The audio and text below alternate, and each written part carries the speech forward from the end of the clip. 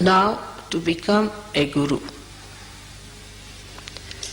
what do we have to do after our realization? Guru word means gravity. Gravity means a person who is grave, who is deep, who is magnetic. Now, as you have learnt in Sahaja Yoga, that realization takes place in complete effortlessness. So normally a guru tries to make his disciples effortless, which is called as prayatna shaithilya, means relax your efforts. Without doing anything, you got your prayatna shaithilya, otherwise Kundalini would not have risen. Then the second stage is vichara shaithilya, the thoughtless awareness. This also you got it without doing anything. And the third is complete negation of thought, abhava, and the bliss of peace. So one has to understand that you have to pass them through 3 stages. First, when you get your realization, all these things come spontaneously for that moment. When you raise the Kundalini of others, these things happen to them spontaneously. You too have that power now to raise the Kundalini of people and to establish it in them. But we must understand why it has to be done that way. Why we have to have vichara shaithilya. Because when you project any thought, it is artificial. It is not reality. Thought always stands between you and the reality. When you put in an effort, you stand against becoming. For example, if I have to cure you, I just put my hand and finished. No effort. Because I am that. You get your realization because I am that. I don't put in any effort, I don't think about it. I am that. Just looking at someone, it can be done. Just putting attention to someone, it can be done. Just with a small desire, it can be done. Because you are that. You can mold it the way you like. You can get an example from gold. Now gold is untarnishable. It does not have to think it is untarnishable. It does not have to put in an effort it is untarnishable. It is. So to be, you don't have to put in any effort. If you have to put in an effort, that means you are not yet that. If you look at the sun, it shines. It doesn't have to put in effort to shine. So to be that, if you have to put in an effort, that means you are not that. You are trying, you are artificial. The flowers are beautiful, so they don't have to beautify themselves. And this is what one has to understand, that innately if you are that, if you have already become, then what is the need to put in any more effort? But when we say these things, you see, then people think you have to be lethargic, that you need not do anything. You become a guru without doing anything. That's why at the very outset I said it goes in stages.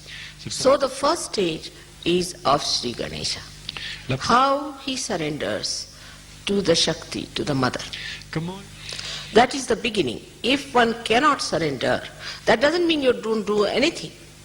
But surrendering means the worship, the respect of the higher, the obedience to the higher, not to argue it out, not to react, acceptance, absorption.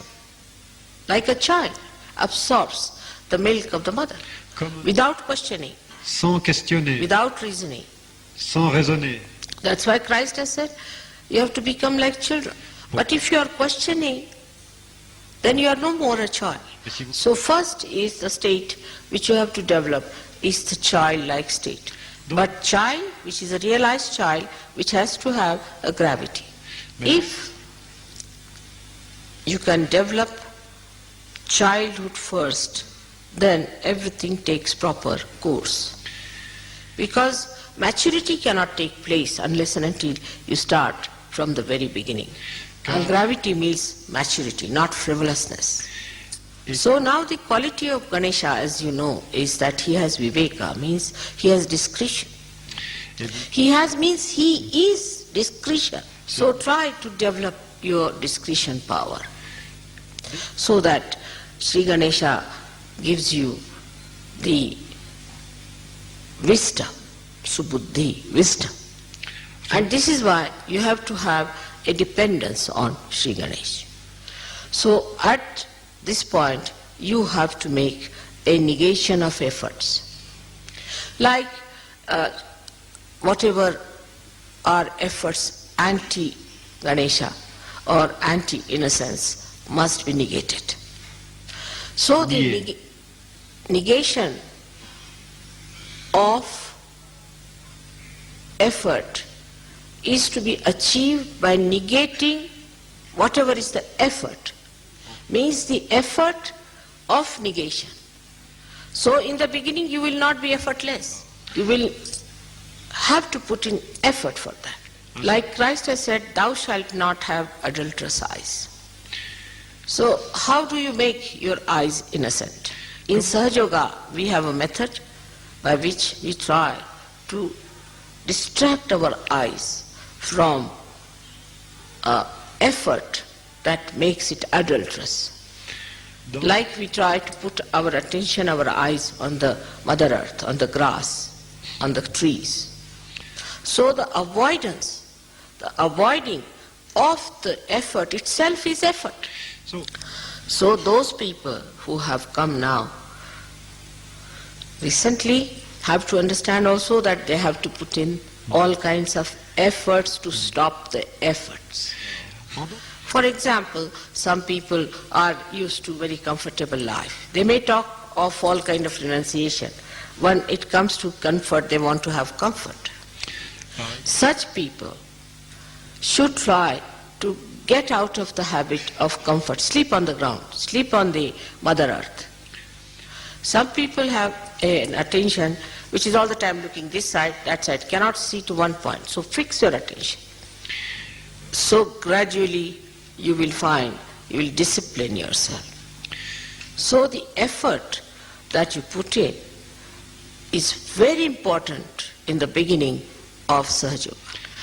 Another thing is very common in the West is the harsh tongue, the sarcasm and hurting others is a very subtle way of violence. Or if they are really blunt, they can start with ego expressions also. I. Such people should stop talking completely. Make an effort to stop. Just don't talk. Now watch your mind. Is it trying to talk something sarcastic, nonsensical? So this watching also requires effort. So to sprout the seed is easy, but then one has to put in the effort to look after the little plant. And when it matures, then it's on its own. So first the effort should be made to protect yourself against the mind which you have built in through your ego or superego that goes into the wrong direction of effort. But sometimes be very careful. You have to be discreet. And the best way to be safe on discretion is to keep in the center. Never go to any extreme of anything. For example, some people are fond of music, say. So they'll go on after the music part of it. Some people say are fond of poetry. Then they'll go after the poetry only. There is nothing wrong in those things. But whatever you achieve in all these things must be brought back to the collective and must be enjoyed by everyone, and you should also enjoy what others have found. For example, somebody is a very learned man and a dry person. So he has to make an effort to make himself sweet. So try to neutralize your extreme nature by coming in the center. And the best way to say is I like everything. The way you keep me, I am happy in that state. And to suggest yourself that I am the peace. Suggest, auto-suggestions. Et I am the satisfaction. I am the dignity. Try to impose these artificialities upon yourself of these virtues and righteousness. And then ask yourself, if I am dignified, how can I do such a thing? Ask yourself. You judge yourself with those. For example, somebody is a miserly person and he says, oh, you must be generous. Then you call him a hypocrite. But supposing the miserly, you see, questions himself, then he is not a hypocrite. So when you put all these artificial so-called values upon yourself, sort of a goal, and then try to achieve that goal through your own effort, then you become that. donc, So automatically you criticize yourself and you don't criticize others. And you know what's wrong with you. Because what's the use of knowing what's wrong with others? parce que It is like England trying to improve the conditions in India and India trying to improve the conditions in England. But in this also, human brain has an escape. mais là, When they want to criticize themselves, they find a pouch called the left Vishuddhi and become settled there. The more cunning you are, the more clever you are, the worse is the left Vishuddhi. Then you put everything there, settle down nicely to stagnate, to get all kinds of filth in it, and to be settled with yourself nicely. It's like any lousy housewife. She takes all the dirt of the house and all that and piles up into a room, locks it up, and thinks, oh, she has been very efficient. c'est You have to face it and you have to correct it and see to it. And that's how you become powerful. Because if your machinery is out of gear, what's the use of improving somebody else's machinery? And when your machinery is out of gear, you put it in a lock and key and lock it up and say, now it's all right. Or you blame somebody because of this, because of that, something else other than ou you. bien, Thank God to Sahaja Yoga today that you all have got realization, so I don't have to do all that cleaning. You can do yourself. grâce So in short, you become your own guru to begin with. donc, You try to tell yourself, separate yourself from yourself and say, hello, sir, how are you now? Come along. So, till you become your own guru, you have to put in effort in the beginning. Then gradually you can achieve it effortlessly. Effortlessness is not to be certified, but you can verify it. A person who is discreet, in his presence others become discreet. A person who is honest, others in his presence become honest. It is said in Sanskrit language, Yatha Raja Tatha Praja. As the king is, that's how the subjects are.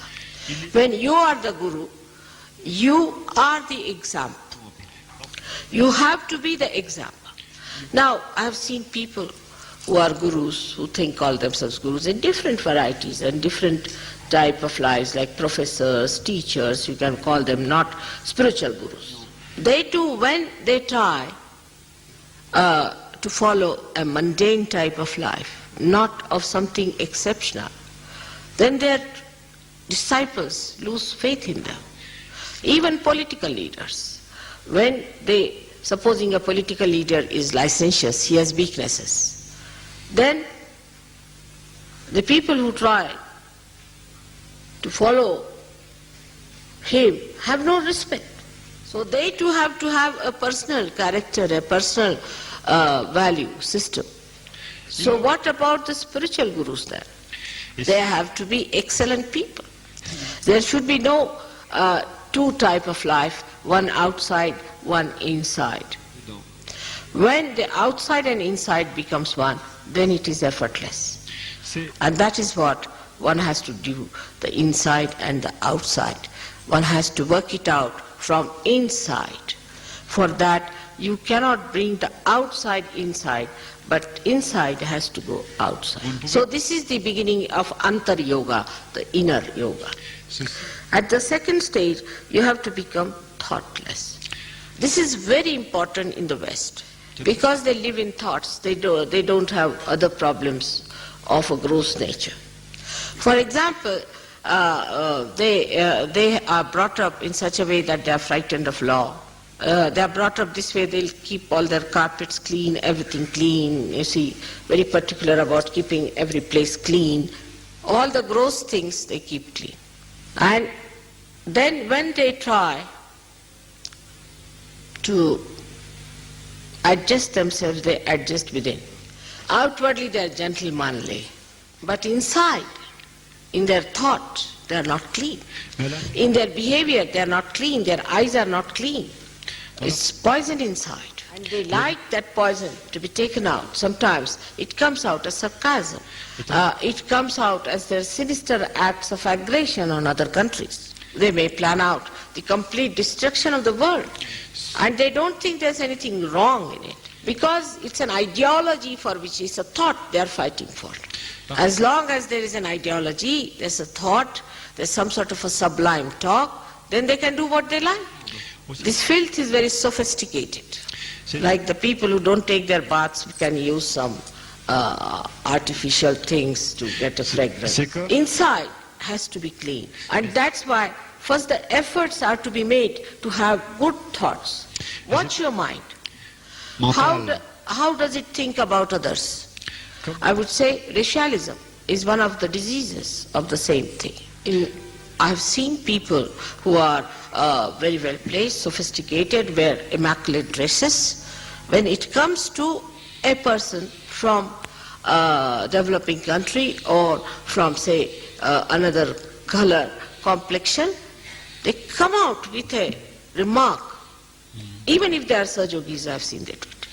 I'm saying this for the Sahajogis and not for others. That suddenly that dead stuff which we call as dead becomes alive.